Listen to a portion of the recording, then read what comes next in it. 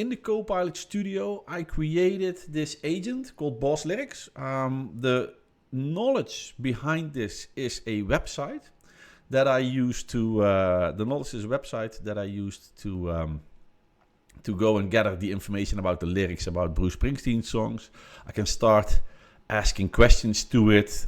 Can you summarize, for example, Land of Hope and Dreams for me?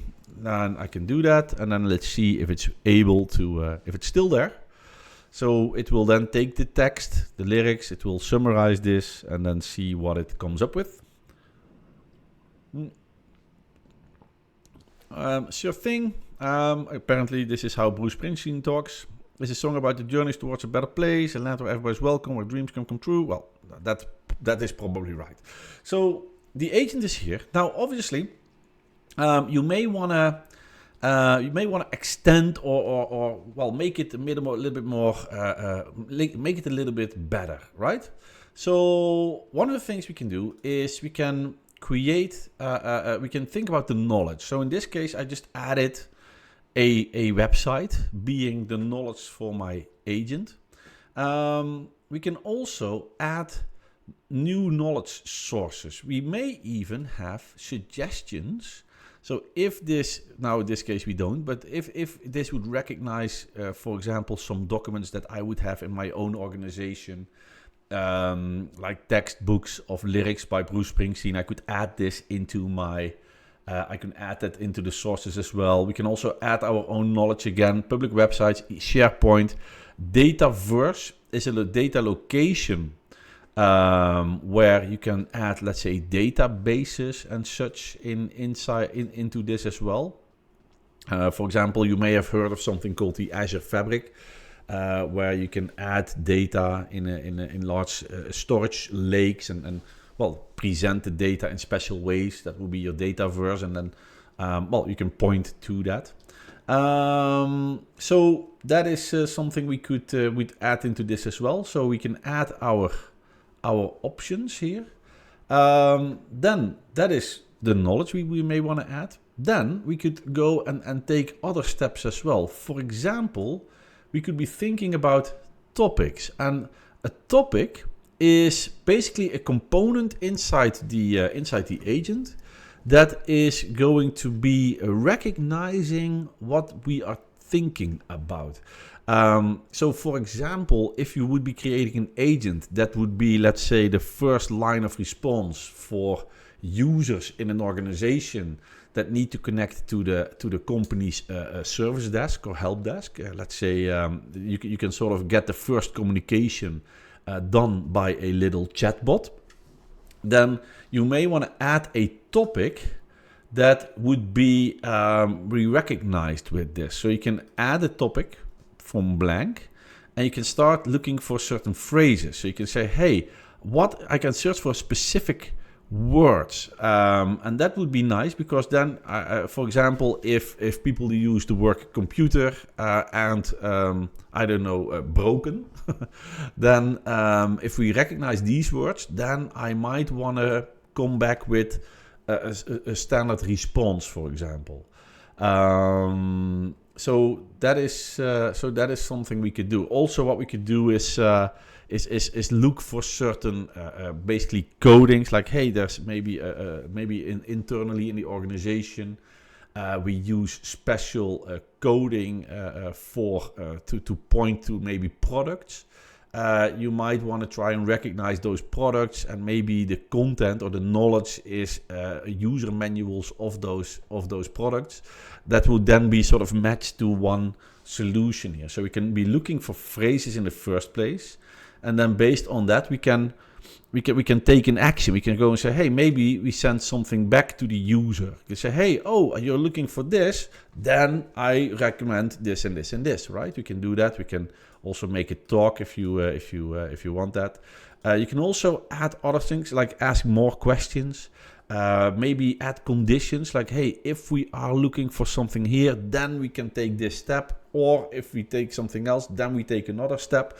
So like this, what we could do with this is create a complete canvas to go and say, hey, if we are looking for certain valuables or maybe some other activity names or certain text that we are looking for, or if data comes from a certain location, then in this case we can sort of customize the responses here. So I want to go back and I want to leave this. So for example, if I take the topics that we already have, then we can see that we have like a start over topic here. It will look for these kind of phrases. They don't have to be exactly this, because one of the nicer things of generative AI is that it recognizes that it knows what words mean. It's all based on the semantic index, right? So the semantic index understands words based on what they mean.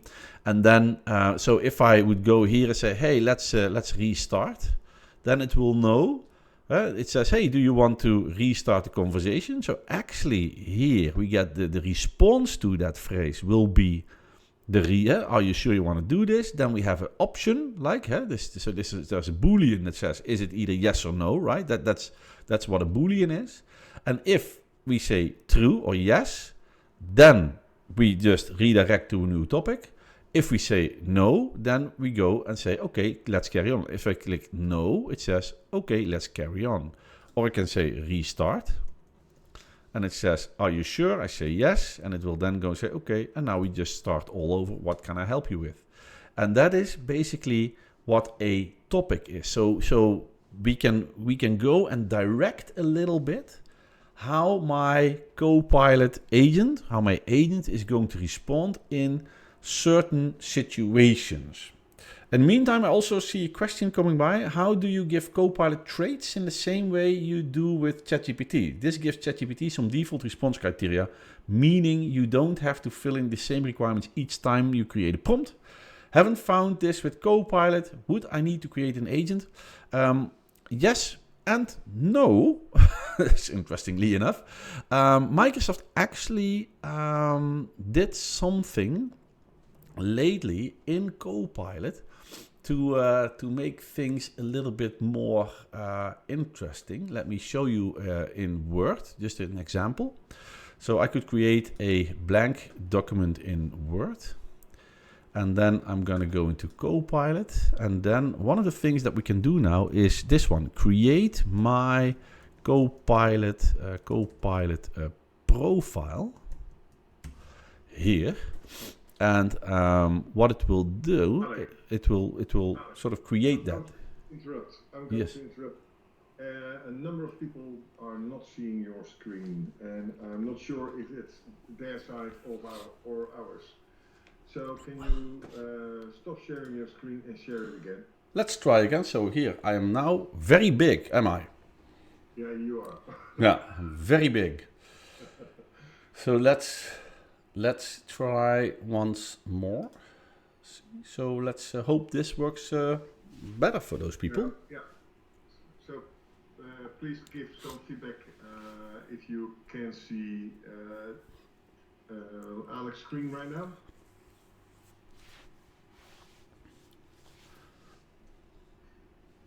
Just waiting. No one. Yeah. I got a message in my WhatsApp. Yes, you're sharing again. In your WhatsApp? Go ahead. In your WhatsApp? Cheered. Is it cheered? No, it's not cheered. Okay. All right. So, all right. Let's. For the interruption. No worries. You know, I always say I'm as flexible as Hubba Bubba chewing gum. You know, I can go go anyway. So here we are. One of the things, so what we discussed is you can create a Copilot profile. So this is the answer to the question, can you sort of feed ChatGPT a little bit so you don't have to come up with the same queries over and over again? A Copilot profile is something that is pretty new in Copilot. And we can add, for example, things into the profile. So from that point on, Copilot will be able to take those pieces of information into account every time it does a response. So I can say, hey, include my LinkedIn profile. So hopefully many of the attendees in this meeting are also connecting via LinkedIn, right? So I can share whatever I'm doing, and you might be seeing some nice links about new stuff. Is there anything else? Maybe I want to include my phone number here. Just get that as well. So it's going to put this. It says, hey, your phone number here. Okay, now, and just like that, I can add anything else. I can go, maybe I want to insert that into my document here. That's not the only thing, but also I can also go say create a, is that right? No, I don't want to do that here. Okay, this is my GDPR data. It now contains personal information. And then what I could do is go and maybe here start to create something like, hey, and I want to draft a course outline for a 1-day course on Copilot, delivered by me, right? So something similar to this. I would suspect that this is going to do something like that, based on my. So basically, what it could do is it could sort of take pieces of information.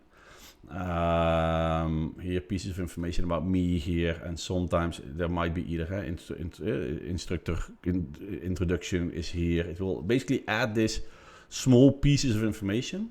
That is one thing that Microsoft is doing. It's not completely done yet, to be honest. There is some room, let's say, for improvement. I could also go here show my Copilot profile, for example, here would probably not give me anything, right? So it's not everywhere yet. However, one of the things that Microsoft is working on is something called prompt books. Myself, for example, I do not use Outlook anymore for reading email. I use Copilot Chat for reading email. So I don't have to go to Outlook and go through my emails and scan myself what is important, scan myself what is not important. So I use this. One of the things that I like that is coming up is prompt books. Here on the right-hand side, you will get like prompts that you sort of save for yourself, that you can run every time you click it. It will run again. So it will run a new prompt with the prompt that you created. So that would also speed up the process, because what I typically do is like I'm going to show a table. This is what I typically do to read my email that contains all emails I have received the last 2 days, for example, order by importance. Highlight emails that contain to-dos, right? Like to-dos for me. So this is what I do a lot. And then, so here we get to see, so there's apparently no to-dos, but we can see this. Maybe what I typically do is also include a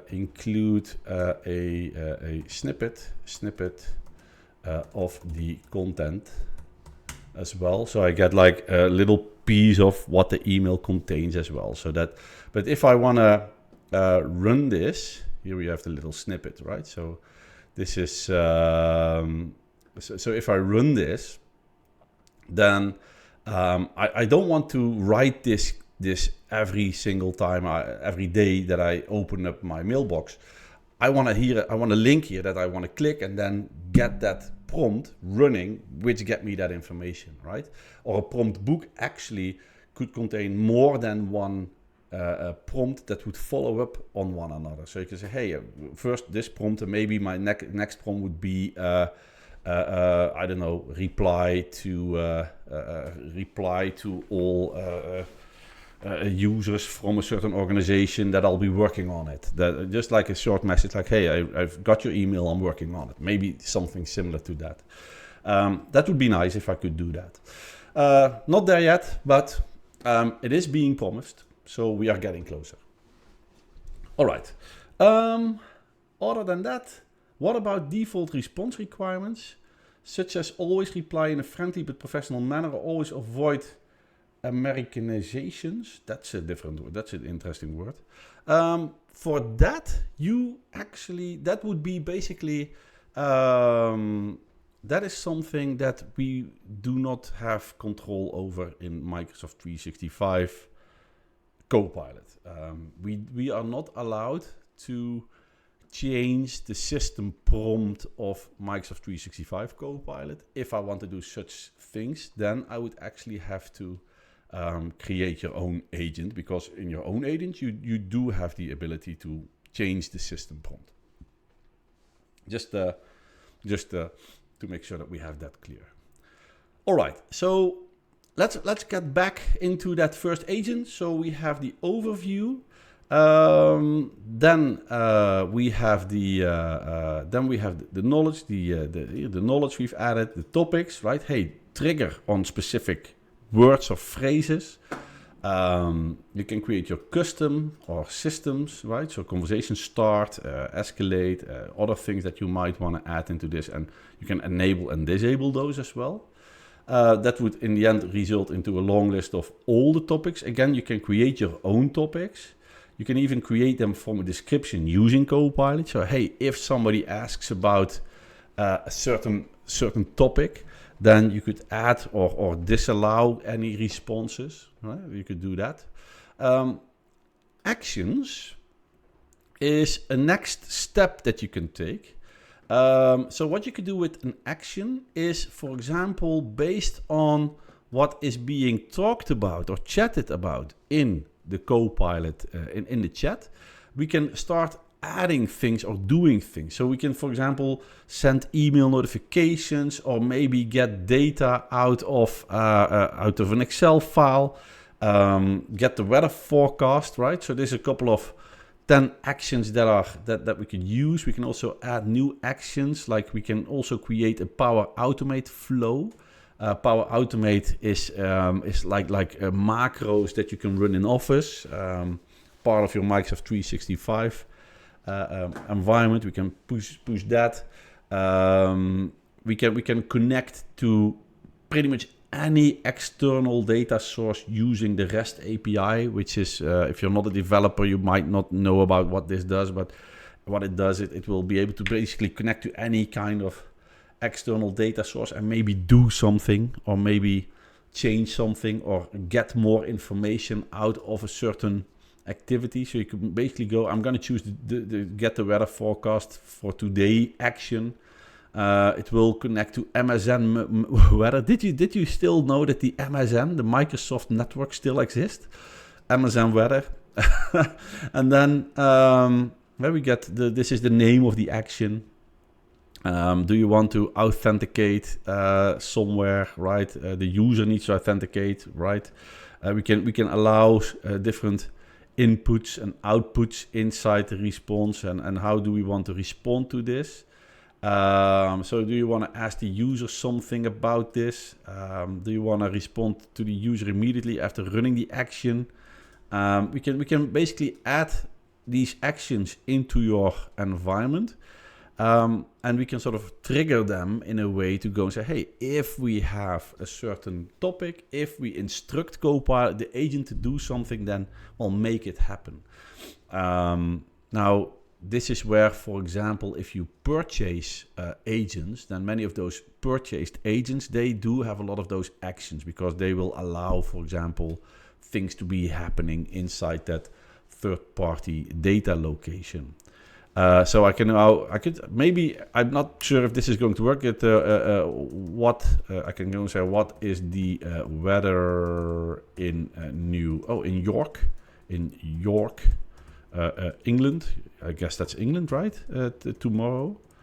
I'm not sure if that. York is England. It's not Scotland or something, right? So let's just. It doesn't have real-time access data. Yeah, see, my action has to be triggered somewhere. So, but basically, we can be looking for the input here.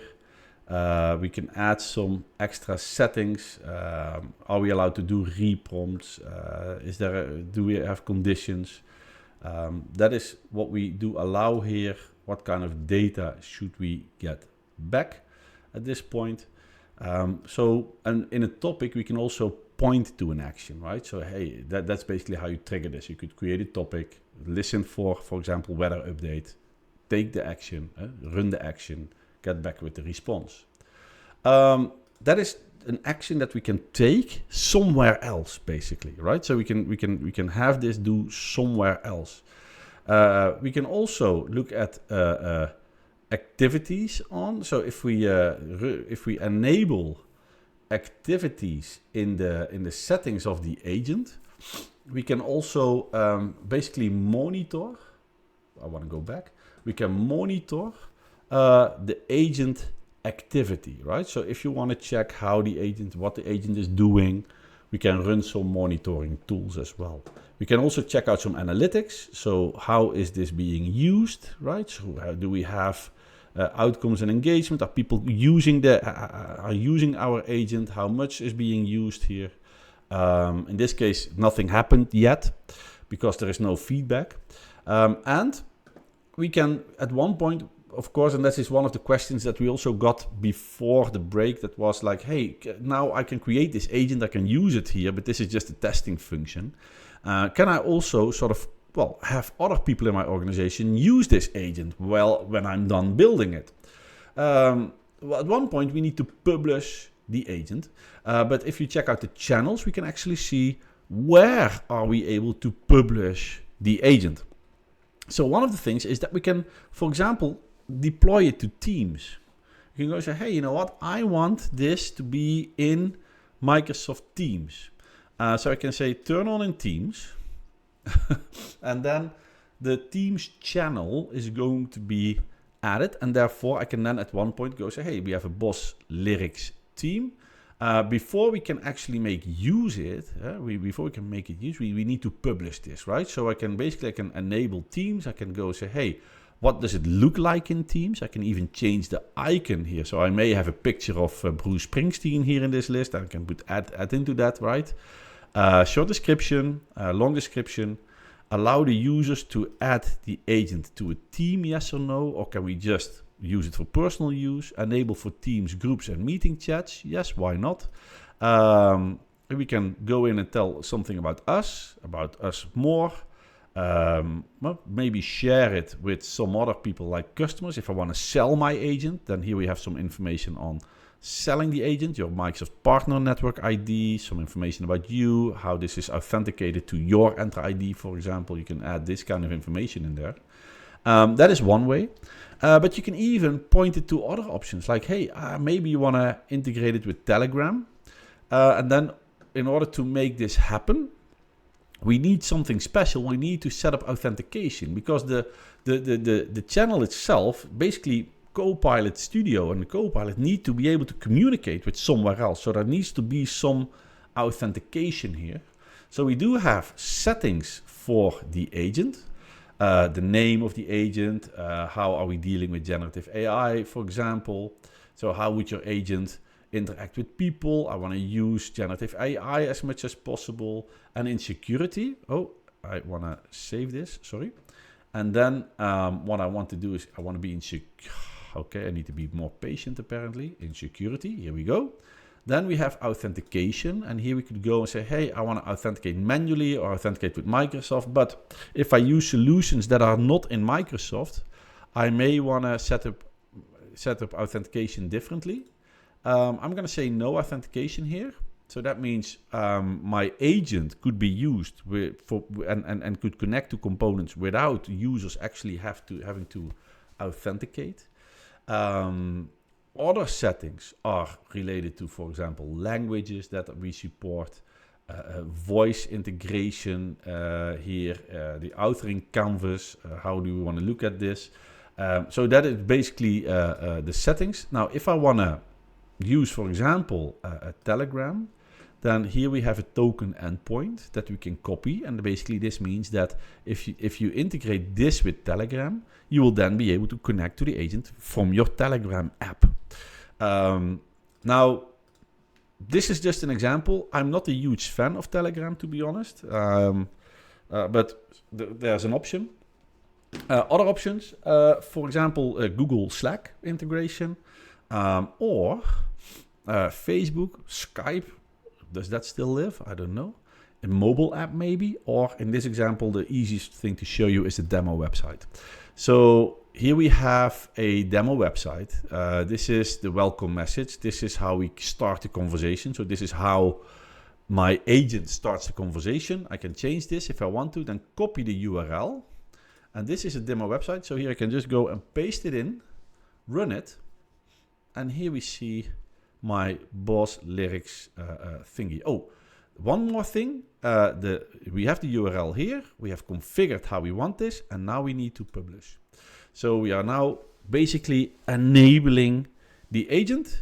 Is there a risk? Yeah, the authentication has been switched off. I know. So I'm going to publish this still. And now what we see is that I am creating a demo website containing this little agent.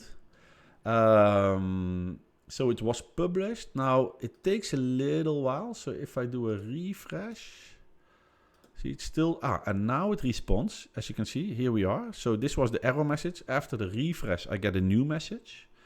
I can go say, hey, I want to run hello, let's say, and then it will say hello, how can I help you today?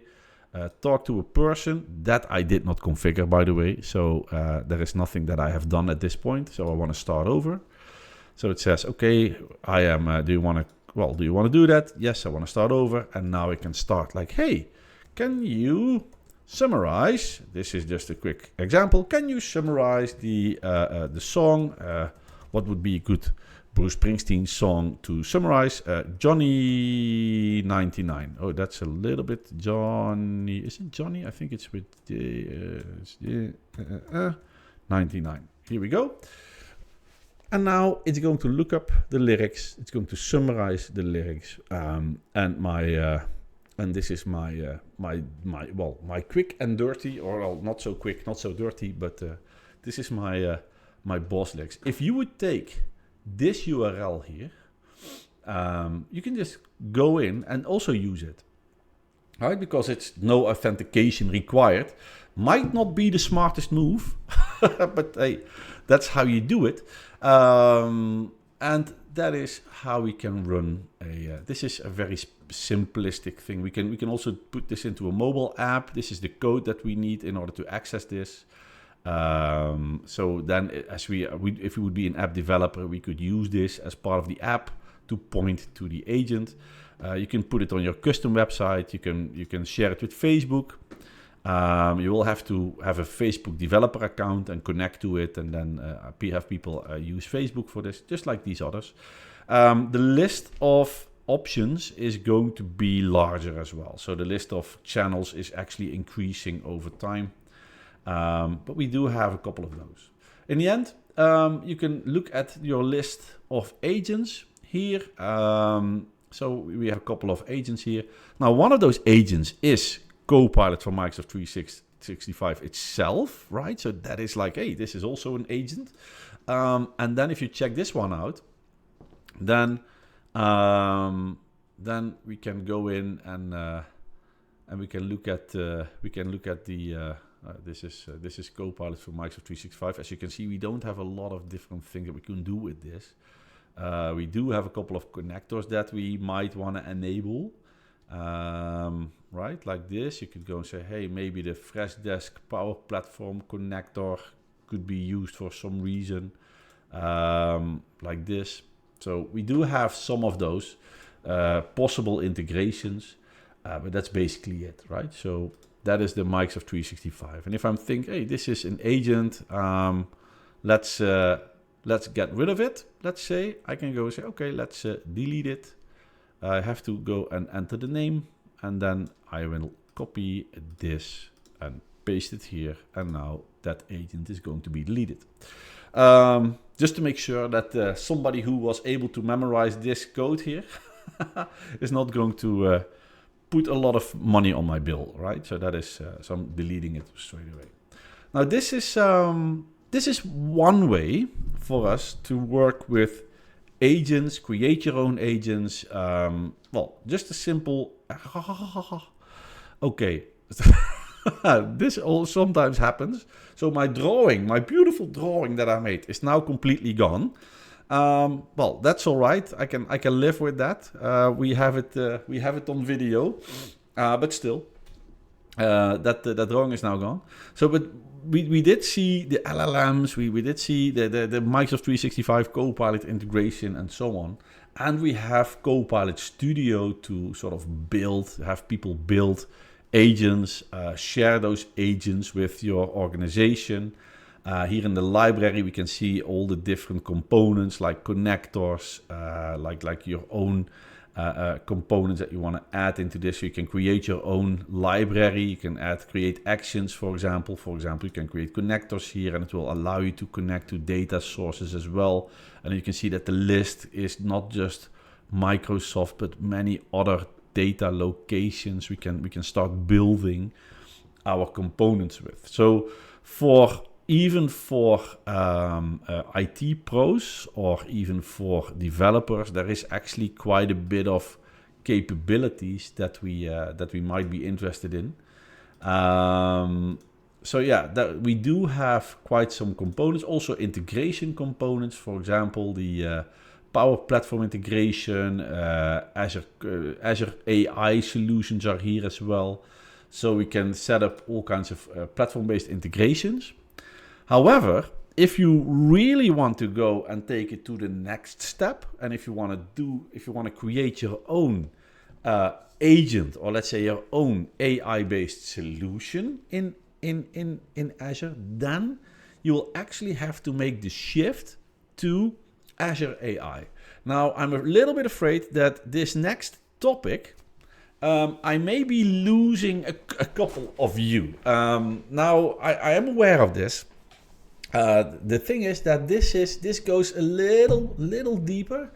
Hopefully, I will be able to show and explain things to you in a way that it would still makes sense. So I'm gonna, because nobody in this group says he or she is a developer. We don't have to be a developer. However, what we're going to create here is to be used by developers in order to make use of what we are going to create now. So if you are writing a website, so if you're creating a website, if you're a web developer, or if you're creating a mobile app, like you're a mobile app developer, and you want to be using certain agents, certain AI solutions, we can host them in Microsoft Azure, and the developer would only have to point towards that direction to make it functional, right? To make use of that component. So let's look at that piece. So what we do here is I'm going to open up two portals here. We have the Azure portal, which is the portal that IT administrators use to manage Azure environments. And I'm going to open up the AI.azure.com, which is the Azure AI foundry portal, or this was used to be named AI Studio, but now it has been renamed lately to something called the Azure AI Foundry. And in the Azure AI Foundry, you can create your own AI-based solutions. Let's zoom in a little bit, because I know Frank is very old. His eyes are not as good anymore, so he needs to see bigger letters. Right, Frank? I'm not doing it for me. I'm doing it for you. Also, my eyes suck, by the way. So, so here we are. There is the so what we can do from this point, from the AI Foundry, what we can do from this point is we can create an AI project. This AI project, we can just give it. We can give the name, and basically what we need, Azure AI Hub Demo ADJ. Let's just what we're going to create is something called an AI Hub. An AI Hub is something. Let me just go in and show you.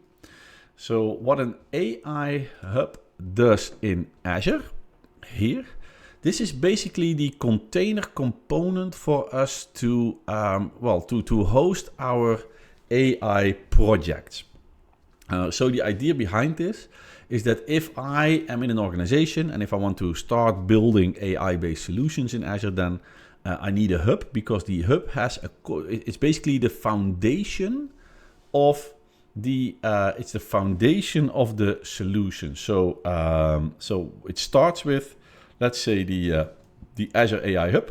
Let's just write it down here. And in this solution, we see, for example, how we are going to handle encryption with the data that we're working with. Other than that, we can set up some networking integration. So do you want to allow public access, or do we want to allow private communication to this? But other than that, actually, the AI hub itself doesn't do a lot. It's about encryption of everything that we are building on top of the AI hub, and it has to do something with virtual network integration. And that will then in the end decide if this is going to be either a private or a public AI hub. Oh, still everybody is here. Good. Still everybody is here, because this is, I know that this might turn out to become a little geeky. On top of the AI hub, you will be creating a project. However, we are going to create resources as part of the AI hub. We have to, for example, first specify where in Azure we want to create the AI hub. So we have to select the subscription, the resource group, the location. And one of the things that you need to choose when you choose the location, you have to be aware that not all models, like we talked about the picture was gone. We talked about the large language model by OpenAI, which is ChatGPT. But what you will notice is that there is a very, very big list of models nowadays that we can use. And maybe we don't want to be using a ChatGPT. We may be more interested in using, for example, DeepSeek. You know, the one that was in the news last week. If we think DeepSeek is more important to us. So what we can do is we can start enter model names. So let's start with a D here, and then we can see that what kind of options are we going to allow here. For some reason, it doesn't allow me to show what I'm typing in this search by name. But here we can see the full list of options. We can see we have quite a few choices that we can make. In my case, I'm going to leave this to East US. I know that is where I want to be. It will also connect to an Azure AI service solution. And if you look at an Azure AI service solution here, which is this one, the Azure AI service solution, this is where, for example, a pricing tier comes in. Like, hey, how are we going to pay for this stuff? How is this going? What is it going to cost? But also it has information for us to communicate with this. So how are we going to communicate with this? So where are those APIs that we can connect to? There is the encryption again, Microsoft managed keys, or do you want to be your own responsible for managing your encryption keys? There is some cost analysis capabilities here. So how much am I going to pay for this solution? The role of the, look at this is heavy. It's 9 cents already. the graph is worse than the actual values, as you can see. But what you see here, the role of the AI service is to go in and allow you to manage your projects. And this is also where we will be running compute for running the entire solution in the end. So we have the Azure AI Hub, we have the Azure AI Service, which basically works sort of side by side. This is where pricing goes. So this is where we can spend money. And that is two components that we need in place. AI Search we'll be looking into later. And then when we are done, we are just going to create that solution. So it will first validate if what I'm going to create is to be allowed. In the meantime, it will also create a key vault for storing secrets, a storage account for storing your data, and it already creates a project here as well. So I'm going to leave this. This is just creating here. Then let's open up the AI Azure once more. I don't have to be waiting for this one. I already have another solution. And then in my AI foundry, we can see here, I want to zoom out, that we have a project that I created yesterday. It is based on an AI hub. It is in East US. And then, within that project, I can start thinking about the different things that I want to be doing with this AI solutions. So this is basically the starting point. What you will notice is that there is a couple of things that I can do on this side. And one of the things we can do is there is some playgrounds here. And this will give us a little bit of an idea of what we can do using the Azure AI services. I'll show you in a little bit what this can do. And then we also have the model catalog. And here we can see that there is a list of models that are available in Azure AI. Here is, for example, the DeepSeek R1, the one that was in the news last week for being cheap and Chinese. There is this. I also somebody chat with DeepSeek and ask some, let's say, unpleasant history about China, and for all of a sudden, DeepSeek didn't know about all that. So there was. So DeepSeek does not have all the data, so to speak. But that also counts for all the other models that we see here. So we do have, for example, all kinds of models, but you can see they have their own functionalities. Some of them here are for chat completion, like ChatGPT, right? There is also an audio generation one, another audio generation one. Some of them are speech recognition. The other ones are text to speech, text to image. Image feature extension, image classification, text classification. So like this, we have a long list of all kinds of models that we can choose our AI solution to make use of these. So like LLM, like the ChatGPT LLM, we have other options as well. And they all have their own purpose. They all have their own training, right? So they're all trained in different ways. And that is something that you might want to go and check out. So, for example, you may have heard of a certain model that you think, hey, this is the one that I should use because is very good at a certain specific activity.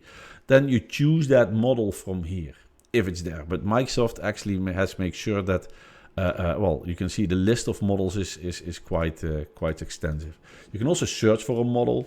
One of the things that you need to take in mind here is that if you want to create a solution in Azure, an AI solution in Azure, you have to pick one of those models. I can go say, hey, let's say I'm looking for ChatGPT.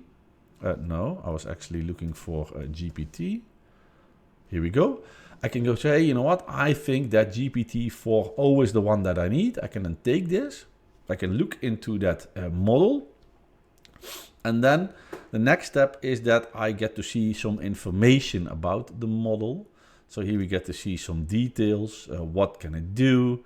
Here we can see that we have some, where do we get it from? We can see some model versions. What is the history behind the model? Data, media, and languages that it supports. So you have to think about your solution. What language do I need, and can we do this?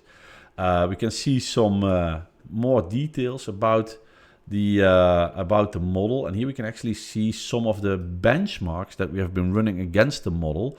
So if you look at the benchmark view here, you can actually see where GPT-4o is, for example, good at, for example, the quality of AI compared to some of the closer competitors or, well, let's say older versions. Also, we can think about what would it cost, right? So in this case, what is it? The $4, a little bit over $4 per 1 million tokens. And one token is a piece of text that is being created for you. So that is something that you have to think of. Some of them are very cheap, as you can see. Some of them are more expensive. What about latency? What about throughput? And here we can actually see how they are doing when it comes to AI quality, a cost index, and that information is here. So this will also help you thinking about different models that you can compare with. Then we can see here if there's any existing deployments in my organization that use this. Well, in my case, the answer is no. We can see some code samples if you want to communicate with this model. And you like JavaScript, then these are the pieces of code that will help you communicate with the model. And when it comes to the licensing, there is some licensing integration. But you can see that there's also pricing involved, meaning that we have to think about, hey, how much are we in the end going to pay for this model? And for example, GPT-4o is more expensive than, for example, GPT-3.5. And it also depends a little bit on what your solution is about to be like in order to make the choice of the best model. And you don't need a GPT-4o, which is massive and very powerful in many different things. Maybe an older model would be way better for us. Or maybe GPT-4o mini, which is sort of smaller. We can look into the information about this one as well, so we can see how they do with the benchmarks. Here we can see that it's way cheaper than GPT-4o, right? But it also has, well, different capabilities, right?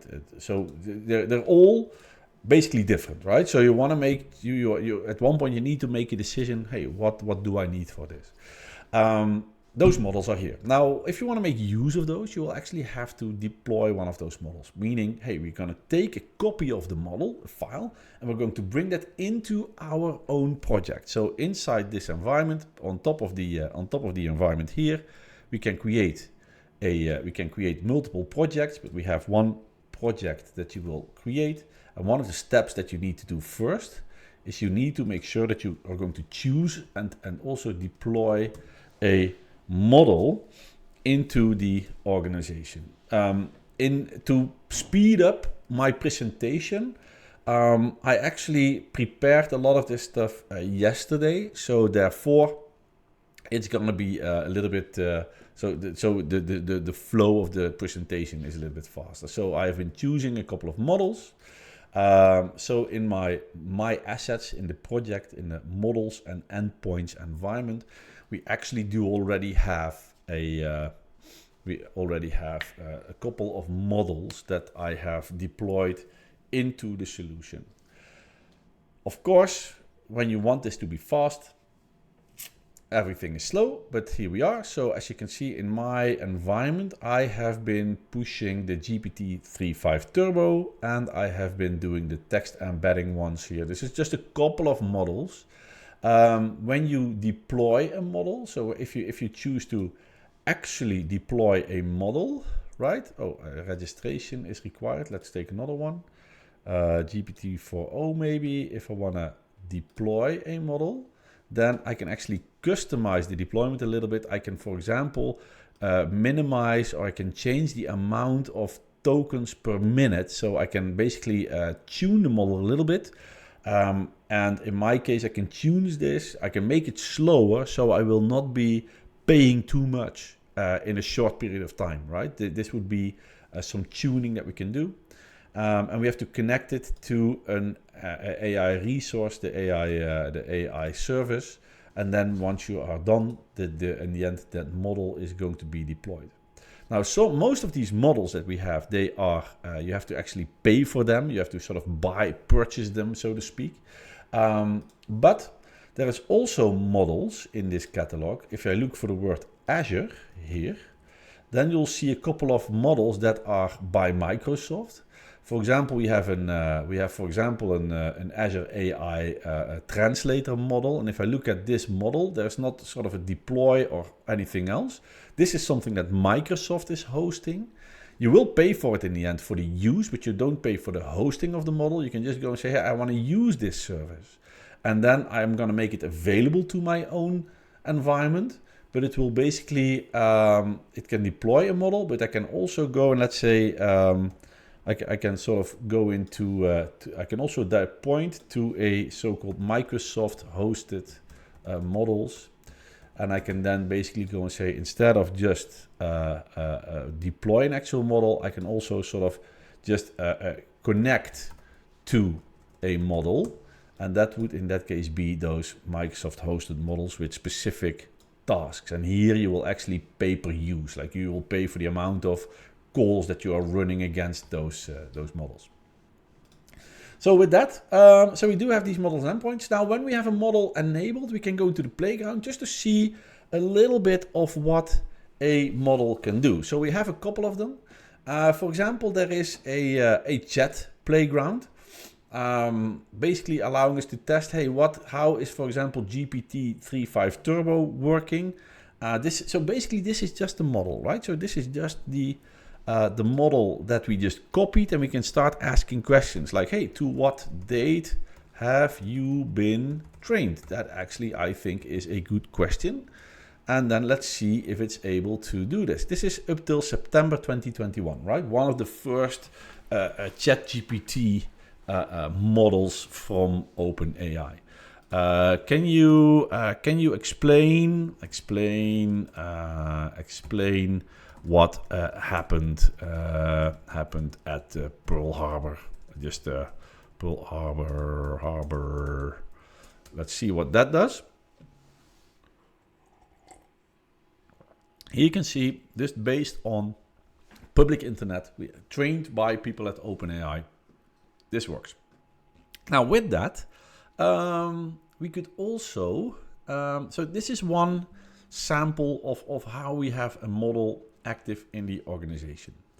If you go back to the playgrounds, we have other playgrounds. For example, we have speech playgrounds. So I can go and say, hey, maybe I want a real-time transcription enabled. What I could do is I can record some text, and it will then run, let's say, real-time transcription. So let's just see what it does. So here I am talking about AI for a group of people. Since I started the Azure AI part, we lost 3 people. So those people that are still inside this session, you rule, you are the cool people, and you don't suck. That is what is super important. So here we are. This is one of the capabilities that you see that you see happening here. Now, what I do see here is that we do real-time transcription. This is based on a model that can just listen to voice and translate this into text, right? That does not mean that everything always works. So I'm going to do something here that hopefully it will not offend you, but I'm going to just try what is going on here. So let's try something. Shit. Fuck. Damn it. See? So here we see that even though the model is doing what it needs to do, still it has some kind of a system prompt behind this that is going to disallow cursing words. So this is so this is actually so it works. And the reason that I know that this works is that, well, one of the things that I do for a living is these trainings. But also I speak very regularly on those bigger Microsoft events, and very often when you speak at those events, you have like your screen is being displayed on a very big screen, and then on the top of that screen you will actually see your live transcription. And sometimes, some words are sort of shown like this. Basically, at those Microsoft events, they are using the exact same model for this. We can also do translations. This is also super cool and quite good. So if I'm going to speak in English and I want to translate things to, I assume that most of the people in this session are Dutch, let's say. So let's because we organized this in the Netherlands, so we invited people from the Netherlands first. But here we can translate to Dutch. If I start talking like this, it will definitely do a translation as we speak. So here we can see a model that is going to listen to my voice, and it will now translate everything into written text. But not only that, it will translate this to Dutch. See, how cool is that? I also know that there's a couple of people from Germany here. Where is Germany? German, that's a language, right? Why is Germany not here? Interesting. Okay. Deutsch. Does that... that doesn't work. Hey, this is interesting. This is weird. Now, let's do Italian. Everybody knows that Italian is a weird language, right? So I want to order some pizza and spaghetti, eh? And then we get this. Well, anyway, so you know what it does. Voglio ordinare della pizza e degli spaghetti. E poi abbiamo... I do speak Italian. I don't know what I'm saying, but it sounds Italian, doesn't it? So that is something we also have a text-to-speech avatar. Actually, my current region doesn't support it, too bad. Otherwise, so I have to do it somewhere else. It only supports in West Europe, West US 2, South Central US, Sweden Central. But the text-to-speech avatar, basically I can write a text and I have a little video of a person that is explaining things or that will talk to you. You can even add gestures in there as well. You can even create your personal voice. So you can basically record your own voice, and then you can create an AI voice easily from a human voice sample. So what I need to do, actually, I haven't done it yet, but I'm going to create a Donald Trumpalizer.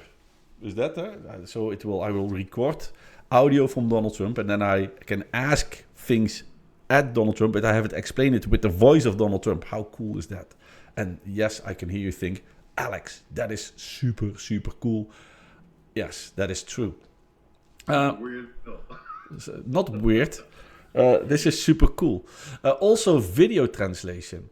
So here, for example, we have a video in Spanish, and what it will do if I press play, I think you will be hearing the video in Spanish, but it will now translate everything to English. Microsoft has been committed to El Salvador for 25 years. Microsoft stands for innovation and represents the present and future of El Salvador. Now, if you think that this is that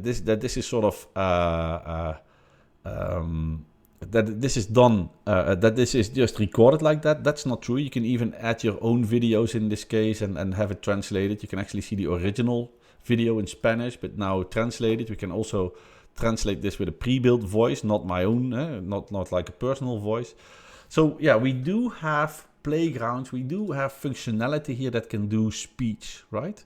We also have images playgrounds where you can have, for example, images being created for you, and there's different models for that. I have one model available in my system. I could have deployed more models.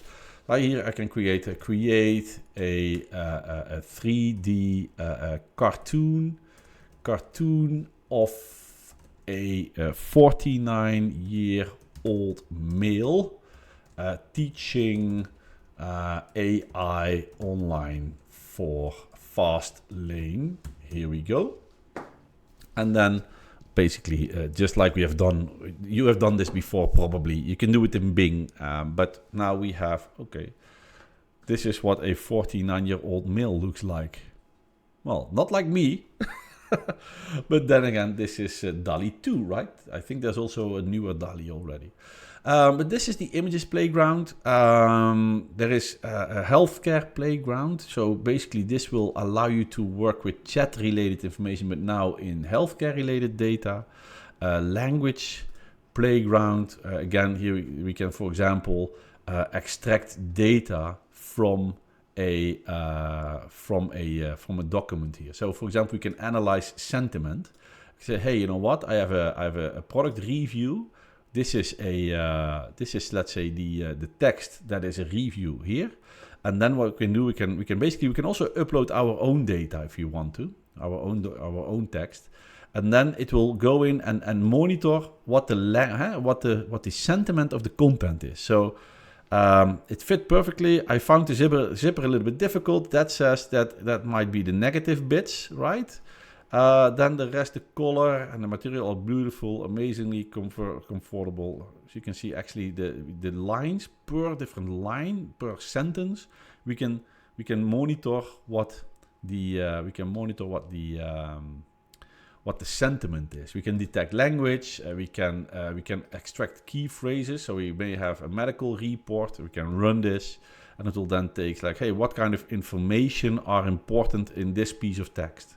Or extract named entities. Again, I know that it may feel like that everything here is sort of pre-created. It is pre-created, but I'm completely free of adding my own data in here, right? So this is just a couple of examples of how how this Azure AI Studio, how the Azure AI Foundry environment allows me to work with AI in this environment.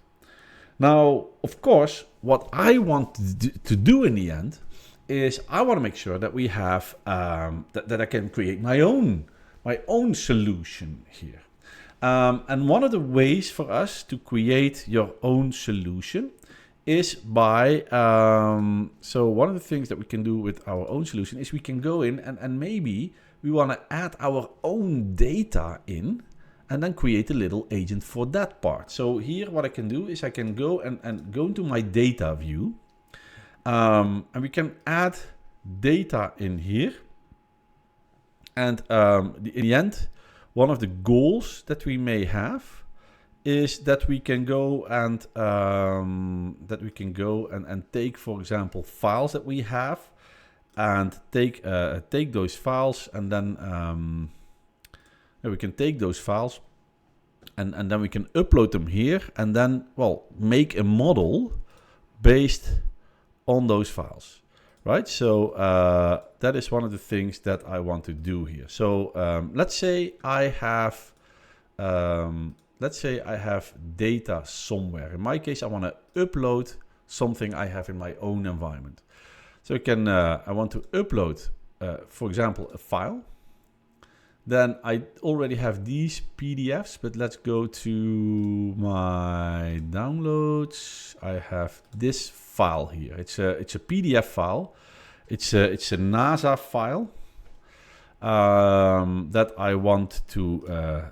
That's just a PDF with content. It has some pictures in it. It has some files in it. That is one file that I want to download. And I also want to upload another file here, which is the Earthbook tagged PDF. It's a pretty big file, as you can see, but I'm gonna upload this. I'm gonna name this my NASA books or something, and it is not allowed to have any spaces in there. So I'm gonna create this. So here we are. So now I can select a component. The PDFs do not allow any previews, but just to give you an idea, we have a NASA, an Earth at Night book that you have here. This is the Earth at Night book. So here we see some content. Like I mentioned, it contains pictures, but it also has a lot of text in here, just like this, right? So we can see this is basically a complete book. With that, I have now, what I can do is I can add data into my environment, into my data set. Now, an important thing for an AI model to work with the data into the data set is that it needs an index. So I have my NASA books data in here, but what I do not have is an index for it. So I could create a new index. I'm gonna choose my data source, which is data in the AI Foundry. So I just added my NASA books content. That is what I want to index. And then what you'll see, and I am going to go and name this my NASA vector index. And now we are going to look into something something interesting, and that is the vector component. Now we talked about AI a lot, and one of the things that what I find a little bit interesting is how does an AI system know what I mean? So if I connect to ChatGPT, let's say, I can go say, hey, how do I deal with my crappy boss, right? I can ask this question.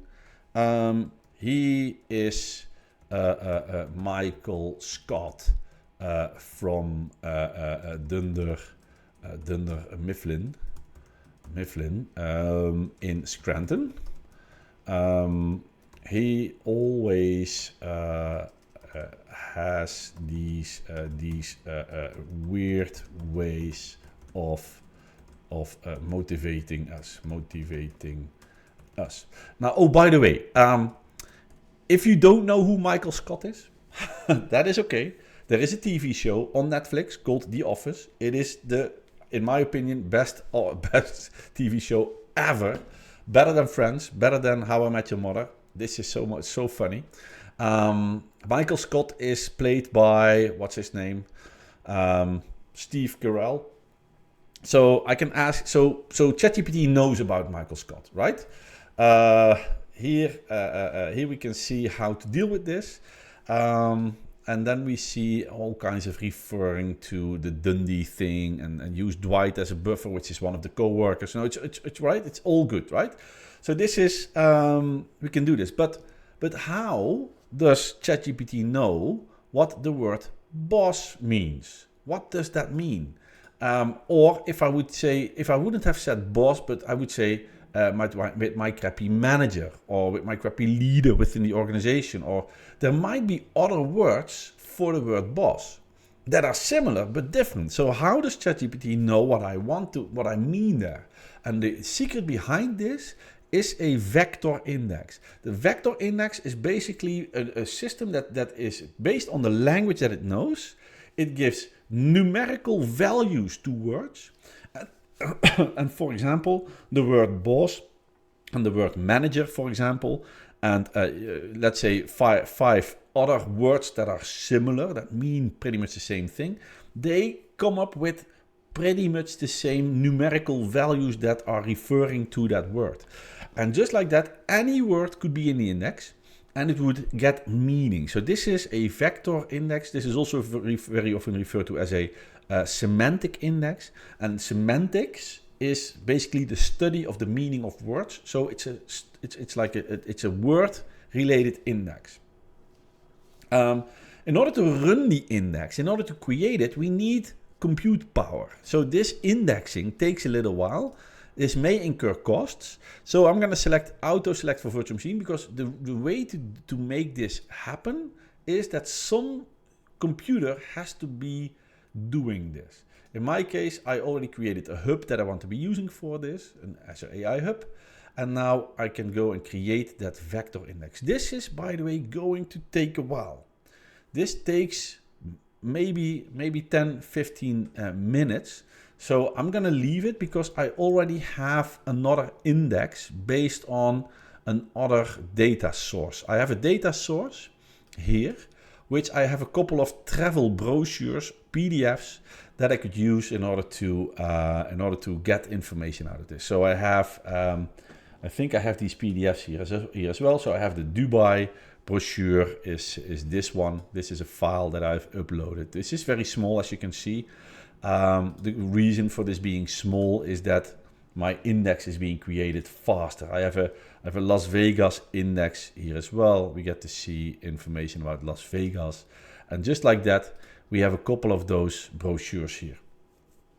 We also have information about Margie's Travel Company. And Margie's Travel Company is basically a travel company, some basic information about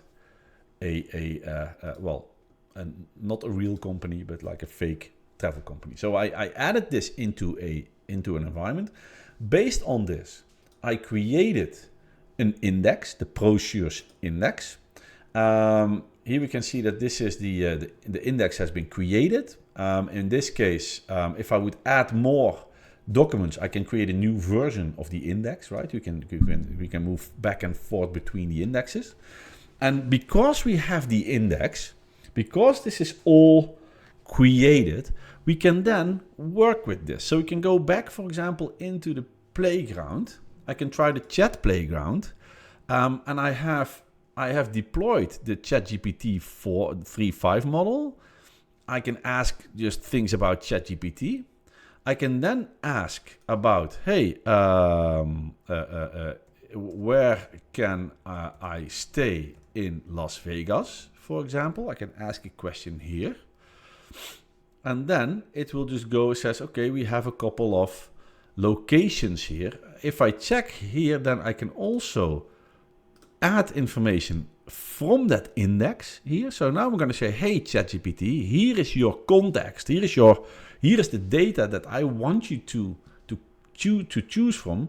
I want you to look at keywords and the meaning of words, right? That is what I could do. I can also choose to just look at the meaning of words. I'm going to choose both keywords. And now I'm going to ask again. I'm going to say, hey, where can I stay in Las Vegas? And now you will see that I get different results. Here we get to see, for example, you can stay at the following hotels. To book your trip to Las Vegas, visit martiestravel.com.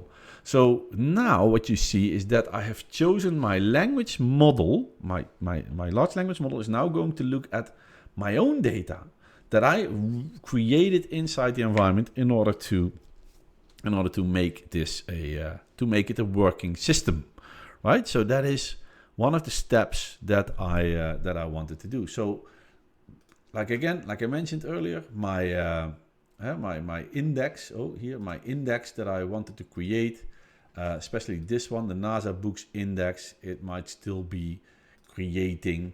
Once this is done, it takes a little while. Once this is here, it's actually running at this moment. Once this is done, we can test it for our own good. We can see if our models are actually able to work with the data that we have. Now, with that, so if we have that index, if we have the index in our data, so basically here we have a model in the project, then we are going to add data in the project. And this, now what I did when I wanted to add data here, I just added some files, which is the easiest thing. But I connect to different things. I can connect to blob storage in an organization.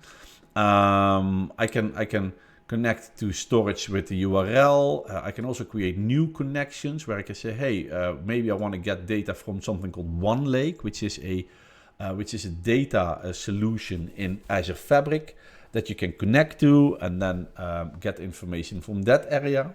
So one of the things you could, for example, do if you want to get like a very, very big solution, you may have some IoT solution that measures temperature and humidity in let's say different locations in your building.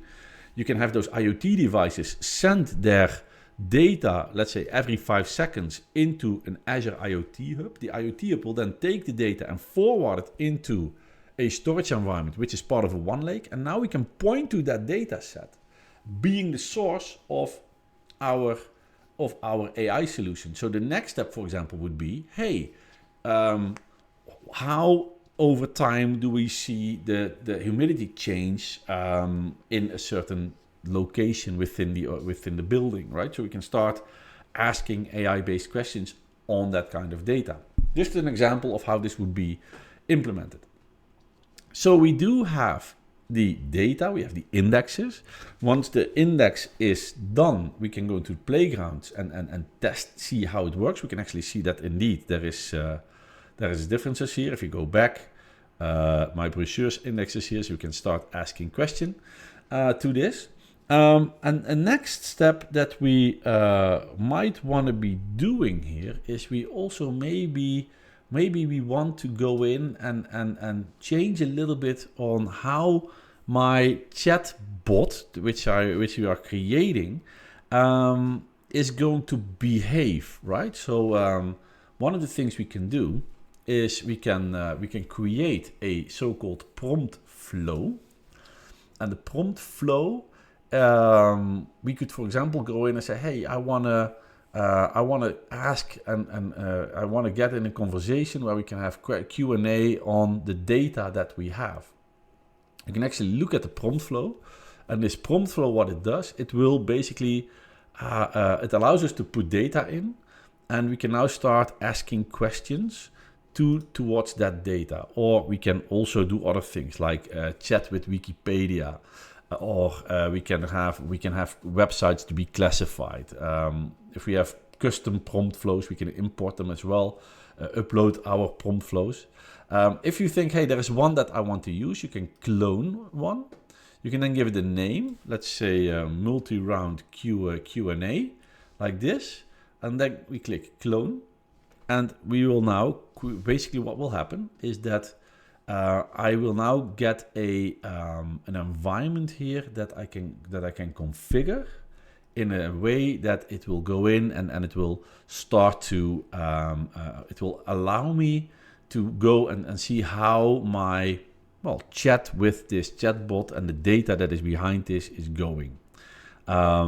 So what we need to do is that, for example, we need to go in and configure where do you get your data from, right? So in this case, I have to configure a couple of things first in order to set this up. I did this earlier, right? So we don't have to wait because this is a little bit of a time-consuming component. So here we have the prompt flow that I created earlier here.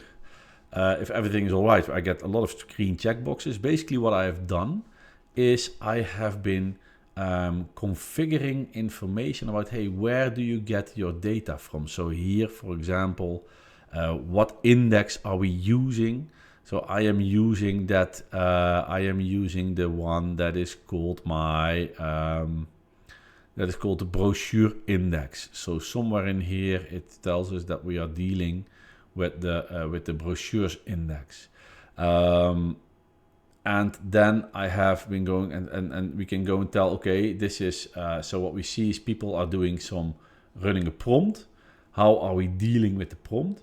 Next is what kind of data are we going to look up, right? That I'm looking to look at that index, and here I can choose to how to look into that data. Then we can generate prompt context. So hey, is there any context that we need? We can also configure the outputs here as well. So we can go say, hey, how does this work? And then we can also set up some variants like, hey, what do we do with the history, and get some context. In order to make this a working component, I have to start a compute setting, a compute session, because I am now able to sort of monitor how my chat is working, just like in the Copilot Studio, where we had the capabilities of working with topics, where we could go and say, hey, if a user asks for this, then I want you to do this. I want to go and I can sort of make sure what kind of steps are being used or what kind of steps are not being used. Now here, I can do the same thing, but now for my own AI solution. That requires a compute environment. If that has been started, I can click chat in order to test this. And basically what you will see is I can enter all kinds of questions then in the chat, and I can see live in the environment, I can see live which component of my chat is being responsible for which part of the response. And just like this will be here with this, we are able to go in and sort of change the behavior of this AI solution. So here, for example, yesterday I already ran something here. So in my inputs, where was it? In my inputs, I asked something like, hey, what can I do there, right? So I was asking, I think, about Las Vegas or something, or San Francisco, I don't know, it's some other place. I can say, what can I do there? That's my input. And then it basically go in, and here it says, okay, based on the history, we can now make a decision. And then it came up with some output. So it says, hey, you know, what kind of data? Oh, this was the previous question. What are some activities to do in London? That would be what I'm actually looking for. And then we can see that it comes back with a certain document.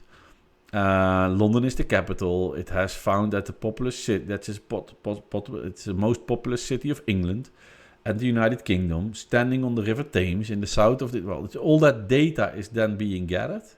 It will tell us where we got the data from, other text that we got from maybe another file. So we get all that information, and that is basically how we can go through these different settings, through these different outputs. So you can go in and change the prompt flow into your environment. Now this takes a little while. Compute session starting takes actually a long time. But if you are happy with this prompt flow, if you're happy with this, you can then choose to deploy it. So you can say, hey, now I have my data source, I have my index, I have the model, the ChatGPT 3.5, I have that. Now I have also configured in the prompt flow how I want this chat functionality is going to work, what it's going to do, and how it would respond. We can change this. We can basically, tweak it, so to speak. And then once we're happy with this, once we have the testing, we can deploy it. And after it has been deployed, it will then be again at the models and endpoints view. Here I have my actual deployment that I did yesterday. I knew this was going to take a long time, so that's why I wanted to speed this up a little bit. So this is my deployment that I've run yesterday. And then from here I can test. So here I can start testing, chatting with the environment. So in this case I can go say, where can I stay in London? Like this. I can start asking that question, and it will go and tell me something. It will point to that. To that PDF. What can I do there to kill some time? Then it will tell me it has some different things. Again, you can find the information. So my data, like I showed you earlier, is very limited, right? So that is also why the list or that my responses are kind of short. What if I was in New York? Let's say I can see what does that. It will take my history, remember. So in my prompt flow, I have actually been going back into the I can see my previous request. So probably it has to say something about where I can stay or what I can do in London. It's also quite busy, or it takes a little while. Let's say the reason for this to be slow is that when I deployed my model, I only give it a little bit of bandwidth to work with. So I did give it a very, very slow computer in the background. Reason, payment, right? I don't want to be spending too much money on this demo, therefore it's a little bit slower. But there is a couple of things that we can find here, and it also points again, where do we get the information from? So here we can see that I have now a fully functional chat solution based on my own data. So I have my own data set, I've chosen my own GPT, I've chosen my own model, I created the index for getting the information quick and available towards my chatbot. I have been changing, or I've been using the prompt flow to customize the way that the thing responds. For this, we can see the consume part. So here we can actually see like, hey, if you want to make use of this, if you're running JavaScript, what kind of code do we need to put in the JavaScript to make use of this deployment. If I was using Python, then this is what I would be using. If it's C# or JSON format, JSON is not that, but C#, we can actually go in and this is what we would be connecting to. So this is the idea on how to make use of this. So we have the deployment is done. We have the endpoint, what we need to connect to. There's a primary key here, which is basically the secret in order how to communicate with this. So so basically we host this as the IT admin. We host the solution, and the developer will have to connect to it to make use of this. That is how this works. We can do some monitoring here, showing like, hey, how many requests did we see per minute? How this is? What is the request latency? Is there any errors? And this kind of information we can check out. There's some logging information from this area that we can do as well. So, hey, what happened over time here? That is being shown as well. And then based on this, we may at one point think, hey, now I want to create, for example, I want to connect this to web applications, and our web applications has to connect to our models that we are running, our deployments with the endpoints that we have. So here, this is what we can connect to. And that, in the end, will definitely help your coworkers to work with AI. And this is one example based on chat. But other than that, depending on the models that you deploy, you can basically have AI do a lot of different things. You can have a speech recognition, a photo, or let's say like picture recognition, text recognition in pictures, for example. You can have it create videos for you. You can have it create audio for you. You can create like a speaking chatbot if you want to. All of that together. Of course, this is a much more complicated way of working, because what we do get is a situation where we basically have to build the AI solution from the ground up. But then again, you can definitely be free in order to choose whatever kind of capability you want this to be doing. So like this, you can start creating your own agents as well like this. So you can create your own environment. You can create your own fully AI solution. In this case, my demo was on chat, but you can also choose here to create smaller agents. So we do have a couple of models that we can choose from. So let's say I want to use my Llama, or I may want to use ChatGPT again. Let's say GPT 3.5 Turbo. Then I can go and customize my deployment. I don't want this to be too expensive. So let's take this a little bit down. You can check out if there's multiple versions, the model version. And once you're happy with this, and this is going to take a little while here, but we can basically what we do. Okay, did fail because it cannot be used with the assistance API. Okay, apparently I would have to use the another one. Let's take Llama, then take this one. Customize this as well, and let's see what this does. But the idea behind this with the built-in agent, this is more to be a wizard-based solution. I didn't, by the way, prepare any demo for this, but this is this is a wizard-based solution that will be able for you to create. You can create a little agent like we could in Copilot, but now we can create them from here as well. The benefit from creating your agents here is that you have way more control on or customization options when it comes to creating your agents here. I can totally imagine that what I have been showing you is it's a lot. I know that we have been seeing a lot of different things. So before we sort of end this session, the course that we have been running is AI-3018.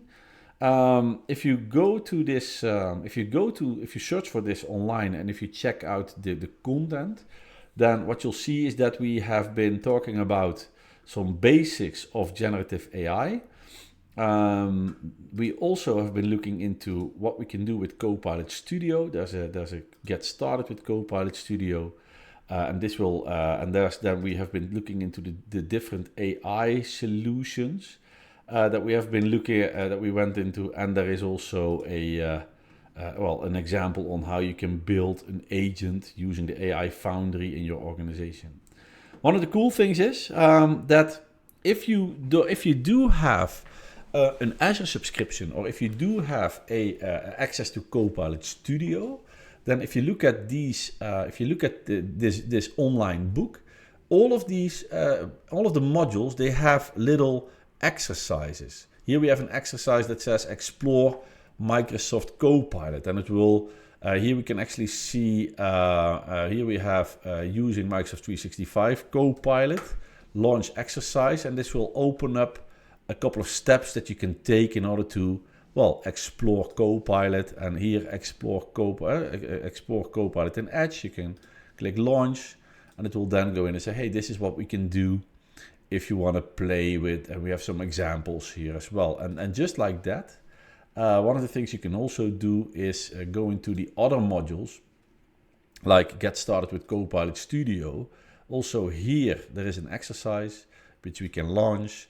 And this will basically take you step by step through creating an agent based on whatever you like to base your agent on, right? So this is, so if you do have access to Copilot Studio, then here we actually have a couple of nice examples of how to work with this. It also explains a little bit what we're doing, so that gives you some extra things. So if there is nothing that you have to do later today, you might want to go and check these out.